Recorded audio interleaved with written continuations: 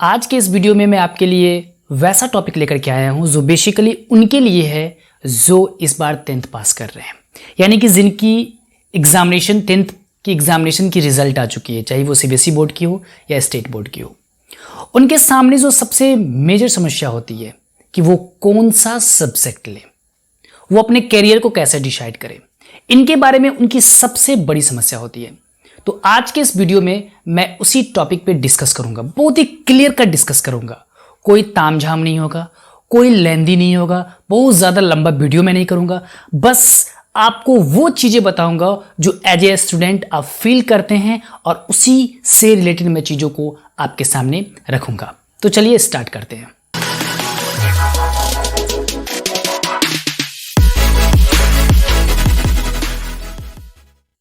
As a student अगर हम देखते हैं तो हमारे पास 3 कैटेगरीज होती है।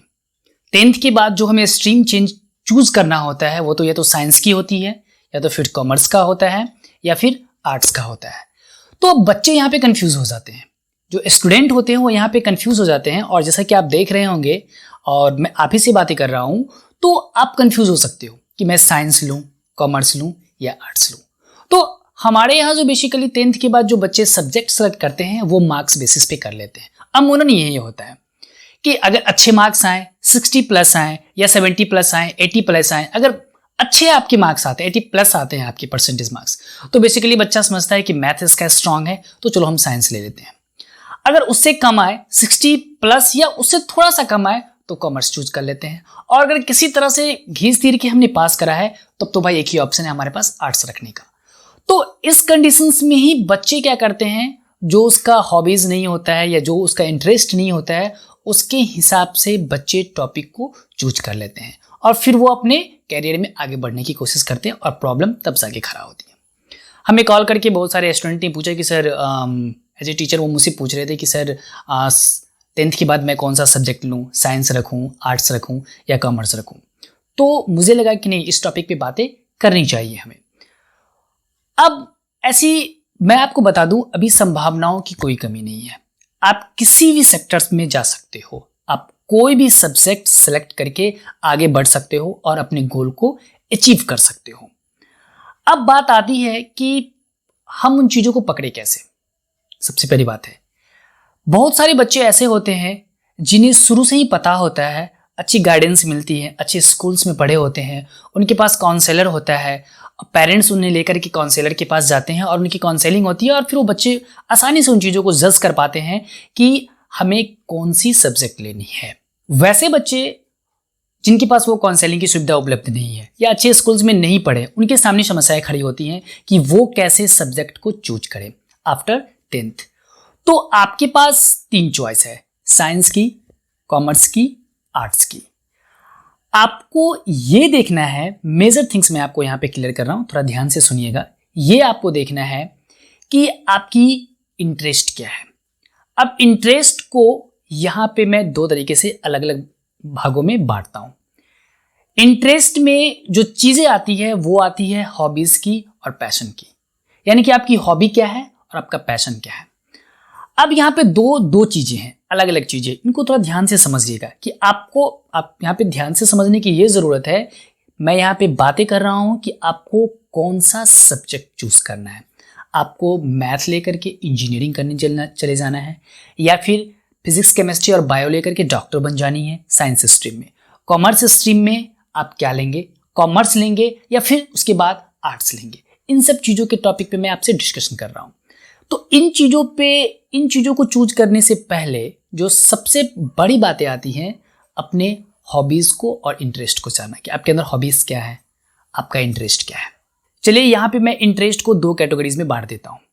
एक हॉबीज़ हो गया, आपकी जो हॉबीज़ हैं, और दूसरा हो गया पैशन, यानी कि आपकी जो हॉबीज़ है वो इंटरेस्ट बन सकता है, नहीं भी बन सकता है, लेकिन जो आपका पैशन है, आपके अंदर जो जुनून है, वो आपका इंटरेस्ट हो सकता है और उसमें आप बहुत अच्छा कर सकते हैं। तो आपको अपने हॉबीज को छोड़ करके आपको पकड़ना है पैशन को।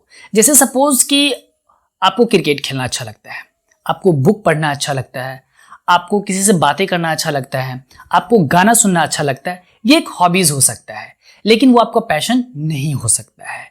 तो आप उसे एज ए कैरियर नहीं चूज कर सकते हैं, या आप उसे सब्जेक्ट वाइज नहीं चूज कर सकते हैं। पैशन मतलब जुनून, मतलब जोश, मतलब समझ रहे हैं आप मैं क्या बोलने की कोशिश कर रहा हूं? वैसा चीज जिसमें आपको पैसा मिले ना मिले, वैसा चीज जिसमें आपको एप्रिसिएशन मिले ना मिले, लेकिन आप उसे करते जा रहे हो, पागल की तरह कर रहे हो, दैट इज पैशन। लेकिन हॉबीज ऐसा नहीं होता है। आपका भी मन है तो चलो यार, दो दोस्त मिल गए क्रिकेट खेलने के लिए चले गए। आपका भी मन है तो आप मोबाइल उठाएं, कोई गाना प्ले कर रहे, उस पर गुनगुनाना शुरू कर गए। आपका मन हुआ तो आप किसी से बातें करने लगे। वो आपका हॉबीज हो सकता है। वो कुछ देर के बाद आपके पास रहेगा, फिर वो खत्म हो जाएगा। लेकिन जो जुनून होता है ना, जो पैशन होता है ना, वो कभी खत्म नहीं होता है। वो सपने में भी आपको परेशान करता है, चाहे आपकी आंखें बंद हो या आपकी आंखें खुली हो। तो आपको सबसे पहला चीज जो करना है वो अपने पैशन को ढूंढना है, और उस पैशन को इंटरेस्ट में कन्वर्ट करना है कि आपके अंदर वो पैशन क्या चीज है, वो ऐसी क्या जुनून है जिसके लिए आप रात दिन पागल रहते हो, आप रात दिन उसके बारे में सोचते हो। आपको कहीं भी वो मिल जाए तो आप उस पर कूद पड़ते हो, उस पर जम जाते हो।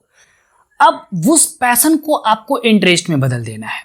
जैसे कि आप कोई भी चीज, जैसे सपोज कि आप कोई टेक्नोलॉजी की चीज़ें, आपके पास कोई मशीनरीज हैं, कोई बैटरी से रिलेटेड चीज़ें हैं, कोई इलेक्ट्रॉनिक्स आइटम से रिलेटेड चीज़ें हैं, या कोई इलेक्ट्रिकल से आइटम रिलेटेड चीज़ें हैं, या कंप्यूटर स्पेयर पार्ट से रिलेटेड चीज़ें हैं, या फिर कंप्यूटर सॉफ्टवेयर से रिलेटेड चीज़ें हैं, जिसको आप बस करना शुरू करते हो तो करते ही रह जाते हो, या उसे पढ़ना शुरू करते हो तो पढ़ते ही रह जाते हो। आप उसके लिए टाइम नहीं देखते हो, आप उसके लिए पैसा नहीं देखते हो, आप उसके लिए ये नहीं देखते हो कि मुझे उनसे मिल रहा है क्या, बस आप उसमें डूबते चले जा रहे हो। दैट इज योर पैशन, वो आपका पैशन है। तो आप उसको इंटरेस्ट में कैसे कन्वर्ट करना है, यानी कि इन चीजों से मतलब है कि आपकी जो रुचि है, आपका जो इंटरेस्ट है, वो साइंस की तरफ है। किसकी तरफ है? साइंस की तरफ है। यानी कि आप साइंस के सेक्टर में बहुत अच्छा कर सकते हो। एज ए टीचर मैं साइंस पढ़ाता हूं, तो मैं ये कभी नहीं कहूंगा कि आप साइंस लो, कॉमर्स लो या आर्ट्स लो। आप वो लो जिससे आप एक ऊंचे मुकाम हासिल कर सकते हो, आप फाइनली एक गोल तक जा सकते हो। तो आपने देखा मैंने कैसे बताया कि आप सबसे पहले पैशन को ढूंढो, जुनून को ढूंढो, और उस जुनून से रिलेटेड टॉपिक्स को आप ढूंढो, सब्जेक्ट को ढूंढो, आपको आसानी से मिल जाएगा। आप जैसे कि आपको मैनेजमेंट सेक्टर की अगर नॉलेज बातें करूं मैं, यहाँ पे जैसे कॉमर्स सेक्टर मैनेजमेंट सेक्टर में आते हैं, जैसे आपको बातें करने में अच्छा लगता है, आपको कोई चीज़ सेल्स करने में अच्छा लगता है, आपको कोई अगर ऐसा सामान दे दिया जाए जिसकी इंपॉर्टेंस उतनी अच्छी नहीं हो, लेकिन आप उसे अच्छे से बेच सकते हो, या आप उनसे रिलेटेड टॉपिक्स आप हमेशा गूगल में सर्च करते हो या यूट्यूब पे सर्च करते हो, मतलब उसमें डूबे रहना आप चाहते हो। अब बातें करना, बिजनेस मैनेजमेंट करना, आपको कम्युनिकेशन स्किल्स बहुत बेटर है, तो आप डेफिनेटली आप चूज कर सकते हो कॉमर्स सेक्टर को। अब आ गई आर्ट सेक्टर में। अब उसमें हम अपने पैशन को कैसे ढूंढे? तो बहुत सारी चीजें हैं। जैसे बहुत सारे बच्चे सोचते हैं कि अगर मुझे आईएएस बनना है या आईपीएस बनना है या सिविल सर्विसेज की तैयारी करनी है तो मुझे आर्ट्स लेनी चाहिए, लेकिन ये कोई कंसेप्ट नहीं है, क्योंकि साइंस लेकर के, कॉमर्स लेकर के, कोई भी सेक्टर, कोई भी स्ट्रीम से आप ग्रेजुएशन इंटर करके आप सिविल सर्विसेज की तैयारी में कर सकते हो। तो अगर आपको जो भौगोलिक घटनाएं होती हैं उन सब चीज़ों से रिलेटेड है, आपको हिस्ट्री में अगर दिलचस्पी है, आप उन चीज़ों में डूबे रहना चाहते हो, आप हिस्टोरिकल चीज़ों को जानना ज़्यादा पसंद करते हो, आप होटल मैनेजमेंट को ज़्यादा पसंद करते हो, आपको लोगों से होटल मैनेजमेंट के बारे में आप गूगल पे ऐसे भी सर्च करोगे तो बहुत सारे टॉपिक्स मिल जाएंगे। तो उन सब से चीज़ें रिलेटेड अगर आपको बहुत अच्छा लगता है तो डेफिनेटली आप आर्ट्स की तरफ जाते हो। इसके अंदर की जो डेप्थ है वो ये पहचानना है कि आपको हॉबीज़ को नहीं पकड़ना है, आपको पकड़ना है किसको है? पैशन को पकड़ना है। आपके अंदर जो जुनून है उसको पकड़ना है। आप 1 दिन का वक्त ले लो, 2 दिन का वक्त ले लो, 3 दिन का वक्त ले लो, एक ऐसा जगह आप चूज कर लो जहाँ पे कोई आपको डिस्टर्ब ना करे, आप एकांत में रह सको और सोचो।